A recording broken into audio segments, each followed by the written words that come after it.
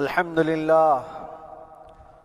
لله الحنان المنان الذي خلق الإنسان وعلمه البيان، والصلاة والسلام على رسوله سيد الإنس والجان وعلى آله وأصحابه ذوي الخير والإحسان. أما بعد، فأعوذ بالله من الشيطان الرجيم. بسم الله الرحمن الرحيم.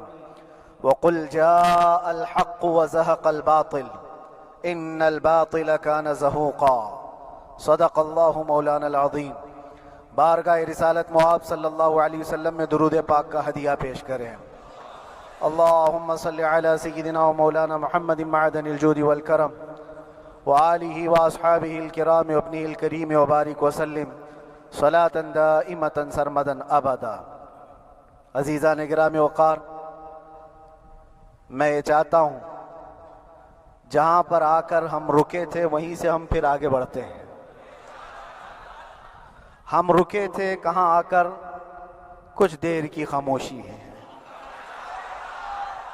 اس کے بعد ہم آگے بڑھتے ہیں. اس لیے کہ مجھے کوئی شعر اب یاد کرانے کی ضرورت نہیں اور نہ ہی کسی کے سامنے کچھ بولنے کی ضرورت ہے. حالات تو ایسے تھے کہ جو نان مسلم تھے وہ بھی ہمیں جیل میں دیکھ کر یہی کہتے تھے کہ آپ ہی نے کہا یہ فلاں بات. ہم نے کہا اللہ تبارک و تعالیٰ نے تم کو بھی یاد کرا دیا.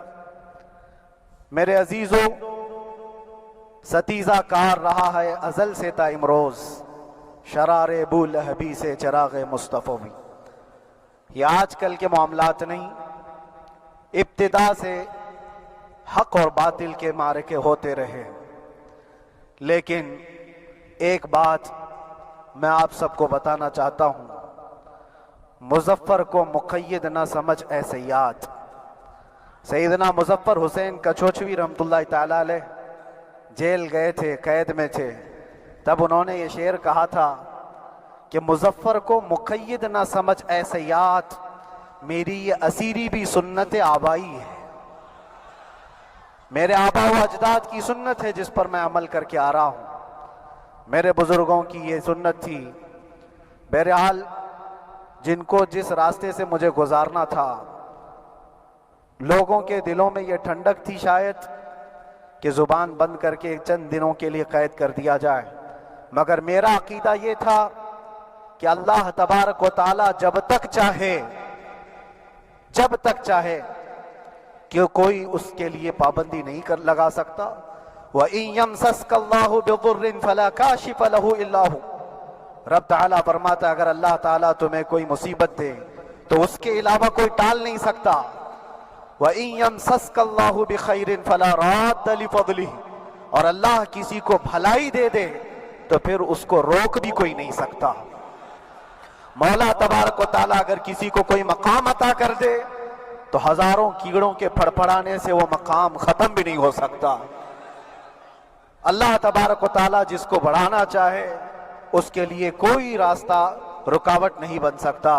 اس لیے کہ ہم نے تاریخ میں دیکھا ہے پیبند لگے کپڑے پہننے والے، پیروں میں چپل نہیں تھے، جن کے ناخن تک اکھڑ جاتے تھے، لیکن وہ جب چلتے تھے قیصر و کسریٰ بھی کانپتے تھے.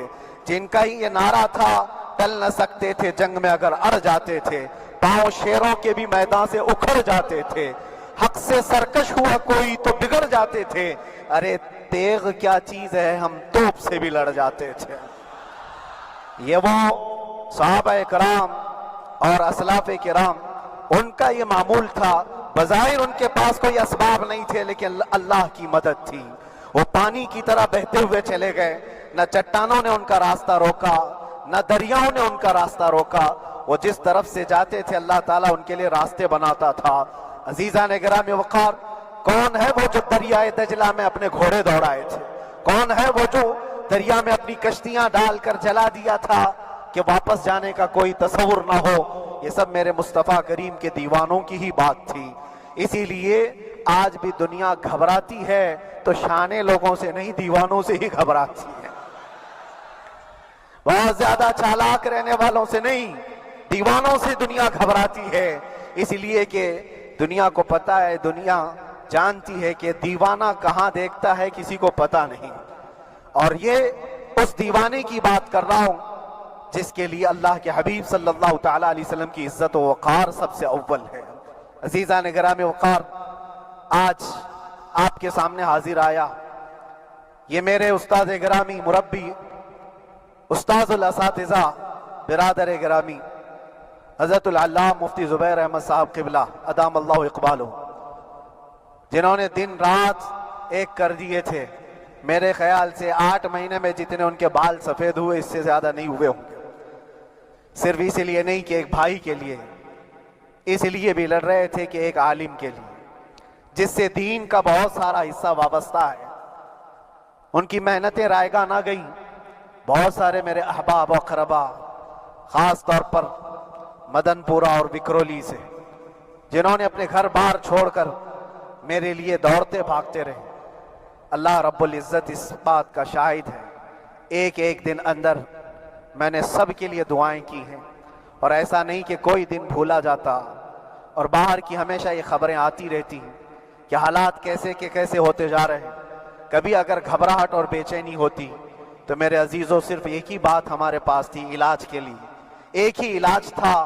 جب بے چینی بڑھ جاتی، اپنوں سے رابطہ نہیں ہو پاتا اور کسی کے خبر نہ پہنچتی، کھانے پینے کی تکلیفیں، رہنے سہنے کی مصیبتیں جب سر پر آتی تو ایک ہی علاج تھا، ان کے نثار کوئی کیسے ہی رنج میں ہو، ان کے نثار کوئی کیسے ہی رنج میں ہو، جب یاد آ گئے ہیں سب غم بھلا دیے ہیں، جب یاد آ گئے ہیں سب غم بھلا دیے ہیں۔ اس رسول محترم صلی اللہ تعالیٰ علیہ وسلم کا احسان عظیم ہے۔ بار بار مجھے یہ احساس ہوتا رہا، پوری دنیا اگر چھوڑ دے مگر یقین تھا آمنہ کا لال کبھی نہیں چھوڑے گا، اور چھوڑا بھی نہیں، اور چھوڑا بھی نہیں۔ ہر رات جو ہمارا معمول تھا، ہم نے جو دیکھا، ہماری پچھلی زندگی میں ہم نے اتنے عجائبات نہیں دیکھے ہوں گے جو 8 مہینے کے اندر ہم نے دیکھے۔ نبی پاک صلی اللہ تعالیٰ علیہ وسلم کے انعامات و اکرامات، رب تبارک و تعالیٰ کی مدد سے دل مضبوط ہوتا ہے۔ عزیزان گرامی، ہم نے تو وہاں ایسے لوگوں کو دیکھا جو ڈپریشن کا شکار ہو کر کافر بھی ہو گئے، اور حالات سے گھبرا کر کے وہ انکار کر بیٹھے، کوئی خدا نہیں ہے، کوئی مدد نہیں آتی ہے۔ ایسے حالات وہاں دیکھے، لیکن ان حالات میں بھی اللہ تبارک و تعالیٰ کی مدد ساتھ رہی۔ رسول پاک صلی اللہ تعالیٰ علیہ وسلم کا انعام و اکرام یہ تھا کہ جس طرح سے گئے تھے اسی طرح سے واپس بھی آئے، جس طرح سے گئے تھے ویسی واپس آئے، اور نہ میرے مصطفیٰ نے باہر میری عزت میں کمی کی، نہ اندر عزت میں کمی کی، کہیں پر بھی نہیں۔ الحمدللہ، جس شان کے ساتھ رسول پاک صلی اللہ تعالیٰ علیہ وسلم اپنے چاہنے والوں کو رکھتے ہیں، وہ میں نے دنیا میں دیکھا، اور پھر یہ عرض کیا آقا، آج آپ کی عزت پر بات کرنے والے کو چاہے وہ 1000 کال کوٹری کے اندر ہو، آپ عزت کے ساتھ بٹھاتے ہیں تو پھر قیامت کے دن اس کی عزت کا کیا حال ہوگا؟ عرش حق ہے مسند رفعت رسول اللہ کی، دیکھنی ہے حشر میں عزت رسول اللہ کی۔ میرے عزیزو، ایک بات کو طے کر کے چلو، انہیں جانا، انہیں مانا، نہ رکھا غیر سے کام، للہ الحمد میں دنیا سے مسلمان گیا۔ اس ایک بات میں جو عزت ہے، دنیا کے کسی مقام و منصب اور مرتبے میں عزت نہیں ہے۔ اور حالات دنیا انشاءاللہ میں سناتا رہوں گا۔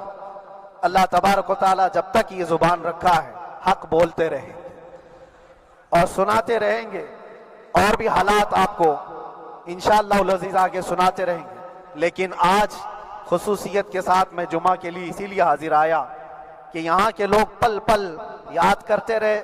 حضرت مجھے ہر بار خبر دیتے کہ جب نماز سے فارغ ہو کر کے میں نکلوں تو مجھے لوگ پکڑ لیتے، کیا ہوا، اب کیا خبر ہے؟ تو جس قدر آپ کی بے چینی تھی، بے قراری تھی، میرے عزیزو، مجھے بھی ملنے کی بے چینی اور بے قراری تھی، لیکن یہ ایک سٹیج تھا جس سے گزارا گیا ہے، ایک مقام تھا جس سے گزارا گیا۔ میں تو ایک نکما آدمی، میں تو ایک کم پڑا ہوا ہوں، لیکن آپ کو بزرگان دین کی اگر تاریخ پتہ ہو، امام اعظم ابو حنیفہ رضی اللہ تعالیٰ عنہ، جن کو ناحق جیل میں رکھا گیا تھا، امام موسیٰ کاظم رضی اللہ تعالیٰ عنہ 7 سال تک قید میں رہے۔ یہ کون امام موسیٰ کاظم؟ جن کے دربار میں جانے کے لیے غوث اعظم عبد القادر جیلانی رضی اللہ تعالیٰ عنہ 4 کلومیٹر دور اپنی چپل اتار دیا کرتے تھے۔ امام موسیٰ کاظم کا وہ دربار ہے جن کو باب الحوائج کہا جاتا ہے، اس امام کو 7 سال تک بغیر کسی قصور کے قید میں رکھا گیا، اور حد تو یہ ہے کہ اسی قید خانے میں زہر دے کر کے آپ کو مارا گیا ہے، آپ کا جنازہ جیل سے نکلا تھا۔ امام احمد بن حنبل جن کو 5 لاکھ حدیثیں یاد ہیں نبی پاک صلی اللہ تعالیٰ علیہ وسلم کی، بغداد کے سر بازار آپ کو ننگی پیٹھ پر کوڑے مارے گئے۔ آپ کو اندازہ ہے بزرگان دین کی ایک لمبی فہرست ہے۔ جب میں وہاں گیا تھا تو ایک بزرگ کی بڑی یاد آئی، وہ تھے حضرت مجدد الفیسانی رضی اللہ تعالیٰ۔ اکبر جیسے ڈکٹیٹر کے سامنے، اس زمانے کے سب سے بڑے ڈکٹیٹر بادشاہ کے سامنے آپ نے حق بات کا اعلان کیا تھا۔ مجدد الفیسانی رحمۃ اللہ تعالیٰ علیہ نے فرمایا تھا کہ اسلام نام سے جو دین ہوگا وہ محمد عربی کا لایا ہوا ہی دین ہوگا، کسی اور بادشاہ کا بنایا ہوا نہیں ہوگا۔ اس بات پر آپ کو قید میں ڈالا گیا تھا، 8 سال تک قید میں رکھا گیا۔ 8 سال میں بادشاہ مر بھی گیا، بیٹا بادشاہ بنا، لیکن کسی نے آ کر جہانگیر کے سامنے یہ بات رکھی کہ آپ کے باپ نے جس مولانا کو قید میں ڈالا تھا گوالیار کی جیل میں، 8 سال میں جیل کا نقشہ بدلا ہوا ہے۔ تو بادشاہ نے پوچھا ہوا کیا ہے؟ کہا کہ اس مولانا نے 8 سال میں تقریباً 700 قیدیوں کو عالم بنا دیا ہے۔ درس حدیث، درس تفسیر، قرآن کا علم، نمازیں جماعتوں سے وہاں اس طرح ادا ہوتی ہیں جیسے لگتا ہے گنبد خضرا کی چھاؤں میں ہے۔ رب تبارک و تعالیٰ کا یہ احسان عظیم تھا۔ ان 8 مہینوں میں بحمدہ تعالیٰ میں نے اپنی لائف میں کبھی اتنی امامت نہیں کی تھی جتنی وہاں امامت کیا، اس لیے کہ پابندی نہیں ہو پاتی۔ جب جب امام رہا مسجد میں چھٹیاں ہوا کرتی تھی، ادھر ادھر آنا جانا، لیکن وہاں پر کبھی کسی نماز میں چھٹی نہیں ہوئی۔ اور امامت اللہ تبارک و تعالیٰ کو جہاں لینا ہے وہاں لیتا رہے۔ اور مجھے اس بات کا تھوڑا قلق تھا، 24 سال سے میں تراویح سنا رہا تھا، 24 تراویح ہو چکی تھی، رمضان المبارکہ 24 گزر چکے تھے، 25واں سال تھا، ظالموں نے مجھے رمضان سے پہلے اندر کر دیا۔ بار بار یہ خواہش ہوتی تھی کہ میری تراویح چھوٹنے نہ پائے، 25ویں تراویح ہے، 25ویں محراب ہے، لیکن رب تبارک و تعالیٰ کا احسان، اندر موجود سارے مسلمانوں نے یہ مطالبہ کیا کہ ہم یہاں جماعت سے تراویح قائم کریں گے، اور اب تک لوگ الم تری کیف والی تراویح کبھی کبھار پڑھ لیا کرتے ہیں، لیکن سارے لوگوں نے مل کر کے یہ اتفاقاً کہا کہ ہم پورا قرآن آپ سے سننا چاہتے ہیں۔ کیسے کیسے قیدی تھے، کیسے کیسے کرائم والے تھے۔ میں نے کہا آج میں ایک دن پڑھاتا ہوں، ایک پارہ پڑھوں گا، آپ کو اگر لگے تو بتا دینا، بھاری پڑ جائے، کیونکہ لوگ سارے کرمنل ہیں اور کئی طرح کے جرائم کیے ہوئے لوگ، نماز دین سے کہاں زیادہ رشتہ، کہاں ہو سکتا ہے یہ گھبرا کر بھاگ جائیں۔ ایک دن پڑھاؤں گا، اگر آپ کو لگے تو بول دینا، نہیں تو کل سے الحمد للہ پہلے دن تراویح پڑھائے، دوسرے دن سارے لوگوں نے کہا آپ نے ایک پارہ پڑھایا ہے، سحری تک بھی پڑھائیں گے تو انشاءاللہ کھڑے رہیں گے۔ یہ جو استقامت، یہ ساری چیزیں دلوں کا جمع ہونا اور ہماری طرف دلوں کو پھیر دینا بغیر اللہ کی مدد کے نہیں ہوتا، رسول پاک صلی اللہ تعالیٰ علیہ وسلم کے کرم و احسان کے بغیر نہیں ہوتا۔ وہ تراویح بھی پڑھتے رہے، تفسیر قرآن بھی سنتے رہے اور قرآن کی تعلیم بھی لیتے رہے۔ پھر مجھے اندازہ یہ ہوا کہ رب تبارک و تعالیٰ کی منشا یہ تھی کہ ہماری تراویح کی محراب کی سلور جبلی جیل کے اندر ہو جائے۔ مجھے اس بات کا کوئی قلق نہیں رہا کہ میری کوئی چیز چھوٹ گئی ہے۔ ہاں، عید، بقرعید، محرم، یہ تمام چیزیں لوگوں کی یاد تو رہتی، رشتہ دار، احباب، اقربا کی یاد، لیکن اللہ کی مرضی، میرا رب تبارک و تعالیٰ جو پسند کرے اس میں ہم راضی ہیں۔ اگر مولا یہ چاہتا ہے کہ میں تنہا پڑھوں تو اس کی رضا میں ہم راضی ہیں، اگر وہ چاہتا ہے کہ مجمع ہزاروں میں ہم نماز ادا کریں تو اس کی مرضی پر ہم قائم ہیں۔ عزیزان گرامی وقار، صبر اور سکون کے ساتھ جو حالات گزرے اس میں سب سے بڑا کردار آپ سب کی دعاؤں کا ہے، سب کی دعاؤں کا۔ مشائخ، سارے پیران اعظام، تمام سلاسل کے اور ہر مسجد کے امام اپنے محراب اور ممبر سے جو دعا کرتے رہے، یہ سارا ذخیرہ میرے لیے اتنا بڑا ہے جس کو میں بیان نہیں کر سکتا۔ ہر ایک کی جانب سے دعائیں، عورتوں بچوں کی طرف سے منتیں، روزے، نہ جانے کیا کیا کر لیا۔ پھر مجھے اندازہ ہوا کہ صرف اپنے آرام اپنے راحت کے لیے پھڑپھڑانے سے کچھ نہیں ہوگا۔ رب تبارک و تعالیٰ یہ چاہتا ہے کہ پوری امت مل کر کے اس فقیر کے لیے دعا کرے، اور اللہ تعالیٰ کو جب تک منظور تھا تمہاری دعائیں ہوتی رہی۔ بعض لوگوں کو یہ خیال بھی آیا، کچھ میرے احبا اقربا رشتہ داروں نے بھی کہا اتنی ساری دعائیں ہوئی قبول کیوں نہیں ہوتی؟ ایک بات یاد رکھو، پوری دنیا مل کر کھڑے ہو کر دعا کرے، اللہ کی قدرت پر کوئی کام کرنا واجب نہیں ہے، اللہ پر کوئی چیز واجب نہیں ہے۔ اگر وہ اپنے فضل سے عطا کر دے تو اس کا احسان ہے، اب چاہے وہ سال بھر میں قبول کرے کہ 5 سال میں قبول کرے۔ ایک بات یاد آتی ہے میرے عزیزوں، ہماری قید تو 8 مہینے کی ہوگی، ان بزرگان دین کی قید 8 سال 7 سال۔ امام محمد بن حسن عسکری 20 سال تک قید میں رہے، 20 سال تک اندر سلاخوں کے پیچھے بند رکھا گیا۔ یہ اہل بیت اطہار ہیں، ائمہ اعظام ہیں، ان کی تکلیفیں دیکھ کر پھر ہماری تکلیف چھوٹی لگتی، اور پھر نبی پاک صلی اللہ تعالیٰ علیہ وسلم کی یاد آتی۔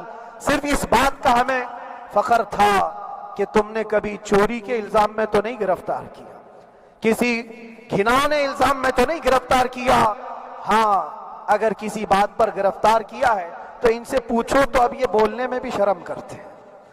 مولانا کو کیوں گرفتار کیا ہے، مولانا کو کیوں اندر رکھا ہے؟ شرم آتی ہے بولنے میں، کیونکہ انہوں نے کچھ ایسا بولا تھا جس کو بولنے میں شرم آتی۔ کیا بولا تھا میرے عزیزوں؟ یہ ایک الگ کہانی ہے، ابھی میں اس پر کچھ گفتگو نہیں کرتا، اس لیے کہ ہر ایک کو یاد ہو چکی ہے، ہر ایک کو یاد ہے، میں اس کہانی کی طرف نہیں جاتا۔ لیکن اتنا مجھے آج اس ملک میں رہتے ہوئے احساس ہے کہ ابھی بھی انصاف ختم نہیں ہوا ہے۔ انصاف پوری طرح ختم ہو جائے تو اللہ کا عذاب آ جائے گا، اللہ کا عذاب آ جائے گا۔ چند لوگ ناانصافی کر سکتے ہیں، لیکن پوری کی پورے روئے زمین پر رہنے والے انسان ناانصافی کرے، ایسا نہیں ہوتا۔ ہمارے حق میں سپریم کی طرف سے جو انصاف آیا ہے، ہمارے دل میں اس قدر جگہ ہے آج، اور اس قدر احساس ہے کہ ہمیں یہ اندازہ آج بھی ہوتا ہے کہ چاہے کچھ بھی ہو جائے لیکن انصاف پوری طرح سے مر نہیں سکتا، انصاف پوری طرح سے مر نہیں سکتا۔ یہ ہمارا ملک عزیز ہندوستان کسی خاص آدمی کے ٹھیکیداری میں نہیں ہے، سبھی کا خون شامل ہے یہاں کی مٹی میں، کسی کے باپ کا ہندوستان تھوڑی ہے، ہمارا بھی ہے، آپ کا بھی ہے، سب